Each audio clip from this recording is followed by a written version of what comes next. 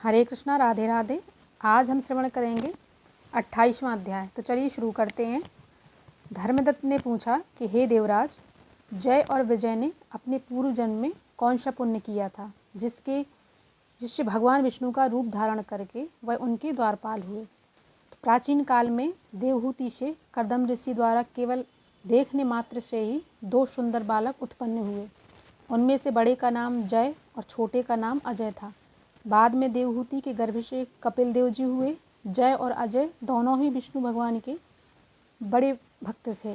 दोनों ही नित्य प्रति मंत्र का जाप किया करते थे और विष्णु जी का व्रत किया करते थे। भगवान इन दोनों भाइयों का अत्यंत प्रसन्न थे और नित्य पूजा के समय इनको दर्शन दिया करते थे। एक समय राजा के निमंत्रण पर देवर्षि नारद जी गणों सहित राजा के यज्ञ में पधारे। उस यज्ञ में जय ने ब्रह्मा और अजय ने पुरोहित बनकर यज्ञ को संपूर्ण करवाया। यज्ञ की विधि पूर्वक समाप्ति हुई। राजा ने जय और अजय को बहुत सा धन दिया। वह दोनों भाई दक्षिणा लेकर अपने आश्रम में आए। धन का बंटवारा करते समय दोनों भाइयों का आपस में झगड़ा हो गया। जय ने अजय से कहा कि धन के बराबर बराबर भाग होने चाहिए। अजय ने कहा कि इतना धन, जिसको जितना धन मिला है उतना ही धन मिलेगा। तब जय ने क्रोध में आकर अजय को श्राप दे दिया कि तुम धन लेकर नहीं देना चाहते हो, इसलिए तुम ग्रास हो जाओ। अजय ने जय का दिया हुआ श्राप स्वीकार कर लिया और जय को श्राप दिया कि तू अपमानी है, इसलिए तू हाथी हो जा। जब नियम पूर्वक दोनों की पूजा के समय जब भगवान उनको दर्शन देने के लिए आए तो दोनों ने भगवान से श्राप मोचन का उपाय पूछा। दोनों ने प्रभु से कहा कि हे देव, हम आप दोनों के भक्त हैं, मगर हम हाथी की योनि में कैसे होंगे। हे कृपा सागर, शाप से हमारा उद्धार कीजिए। विष्णु जी ने कहा कि मेरे भक्तों की वाणी कभी असत्य नहीं हो सकती। यमराज भी इसको अन्यथा नहीं कर सकते। पूर्व काल में मुझे भक्तराज प्रहलाद के कहने पर स्तंभ से प्रकट होना पड़ा था और राजा अमरीश के कहने पर 10 अवतार लेने पड़े थे। अतः तुम दोनों अपने श्रापों को भोग मेरे लोक को प्राप्त हो जाओगे। इतना कहकर विष्णु जी अंतर्ध्यान हो गए। फिर वह दंडकी नदी के किनारे मगर और हाथी हुए। जन्म स्मरण रहने के कारण इस योनि में भी विष्णु का व्रत नियम से किया करते थे। एक दिन कार्तिक की पूर्णमासी को वह हाथी स्नान करने को गंडकी नदी में गया।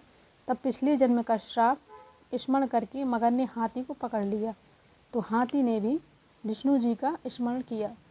फिर क्या था, तुरंत ही शंख चक्र गदा पद्मधारी भगवान ने अपने सुदर्शन चक्र द्वारा उन दोनों को अपने जैसे रूप देकर उन्हें बैकुंठ में ले गए।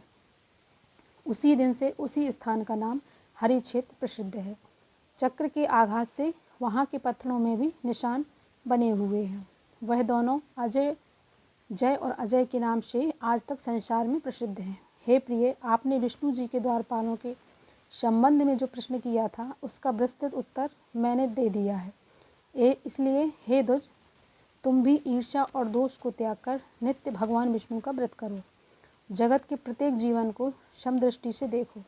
तुला, मकर और मेष की संक्रांति में नित्य प्रातः स्नान किया करो। तुलसी वन की रक्षा किया करो। एकादशी व्रत किया करो। गौ ब्राह्मण वैष्णव की सेवा के लिए हर समय तैयार रहा करो। व्रत करने वालों को मसूर की दाल और बैगन के शाक को कदापि प्रयोग नहीं करना चाहिए। हे धर्मदत्त, ऐसा करने पर तुम शरीर त्याग कर हम दोनों लोगों के समान गति पाओगे। विष्णु को प्रसन्न करने वाले इस व्रत के समान फल देने वाला तीर्थ, दान और यज्ञ दूसरा और कोई नहीं है। हे विप्र, तुम धन्य हो, क्योंकि तुमने विष्णु को प्रसन्न करने वाला व्रत किया है, जिसका आधा फल तुमने कलह को दिया है। इसके बाद हम कलह को बैकुंठ में ले जा रहे हैं। तब नारद जी ने कहा कि हे राजन, इस प्रकार धर्मदत्त को विष्णु भक्ति का उपदेश देकर कलह को साथ लेकर विष्णु के पार्षद बैकुंठ को चले गए और धर्मदत्त भी उनके आदेशानुसार विष्णु के व्रत में लीन हो गए। जब उनका देहांत हुआ तो अपनी स्त्री के साथ बैकुंठ लोक को गया। हे राजन, जो कोई भी इस कथा को पढ़ता या सुनता है वह अंत में बैकुंठ लोक को प्राप्त होता है। तो यहाँ पे कथा समाप्त होती है। हरे कृष्णा कृष्णा कृष्णा हरे हरे, हरे राम राम राम हरे हरे। राधे राधे।